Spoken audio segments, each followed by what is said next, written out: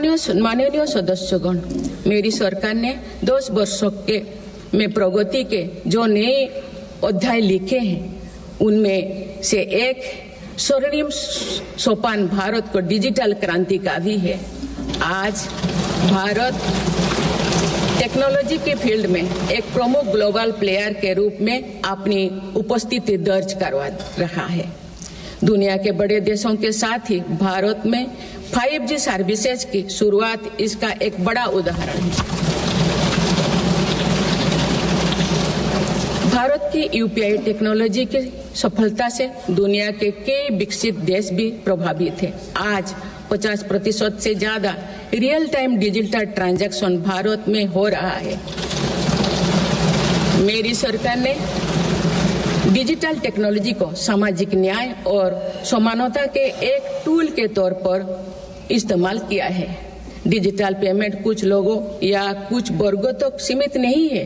भारत में छोटे से छोटा दुकानदार भी इस सुविधा का लाभ उठा रहे हैं। गांव में भी बैंकिंग सेवाएं और यूपीआई जैसे वर्ल्ड क्लास टेक्नोलॉजी उपलब्ध है। भारत में पिछले 10 साल में बने 5 लाख से ज्यादा कॉमन सर्विस सेंटर्स सरकार की दर्जनों सुविधाएं ऑनलाइन उपलब्ध कराई जा रही हैं। मेरी सरकार ने लोगों के जीवन पर सरकार का प्रभाव कम करने के लिए ई गवर्नेंस को महत्व दिया है। डिजी लॉकर्स की व्यवस्था ने लोगों को कभी भी कहीं भी अपने महत्वपूर्ण डॉक्यूमेंट्स पाने और दिखाने की सुविधा दी गई।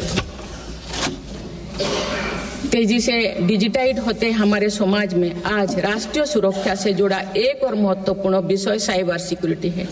डिजिटल फ्रॉड, साइबर क्राइम और डीप फेक जैसे टेक्नोलॉजी सामाजिक, आर्थिक और राष्ट्रीय सुरक्षा के लिए चुनौती भी बनी है।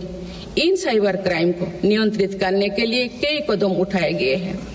साइबर सुरक्षा के क्षेत्र में भी युवाओं के लिए रोजगार की संभावनाएं हैं। मेरी सरकार साइबर सिक्योरिटी में दक्षता सुनिश्चित करने दिशा में निरंतर कार्यरत है। इसके फलस्वरूप भारत ने ग्लोबल साइबर सिक्योरिटी इंडेक्स में टियर 1 स्टेटस प्राप्त कर लिया है।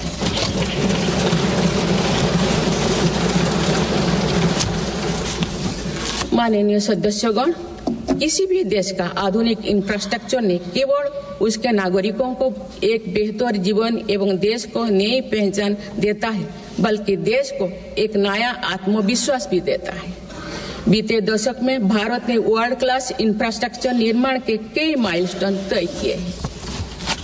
इस आधुनिक इंफ्रास्ट्रक्चर से दुनिया में भारत की छवि मजबूत हुई है। इन्वेस्टर्स का भारत के प्रति भरोसा बढ़ा है, उपयोग को बल मिला है और नए रोजगार का निर्माण हो रहा है।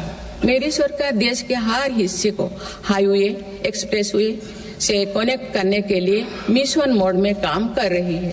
पीएम गति शक्ति नेशनल मास्टर प्लान के द्वारा परियोजना पर पूरा करने की गति तेज हुई है। 10 साल पहले बुनियादी ढांचे का बजट लगभग 2 लाख करोड़ रुपया था, जो पिछले बजट में बढ़कर 11 लाख करोड़ रुपया से अधिक हो गया।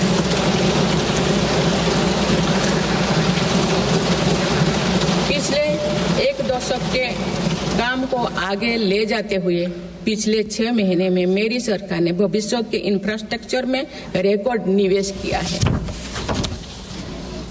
वाडवोन में भारत के पहले डीप वाटर मेगा पोर्ट की आधारशिला रखी गई है। 76,000 करोड़ की लागत से बनने वाला ये पोर्ट विश्व के शीर्ष 10 पोर्ट में से एक। मुझे बताते हुए खुशी हो रही है कि उधमपुर, श्रीनगर, बारामूला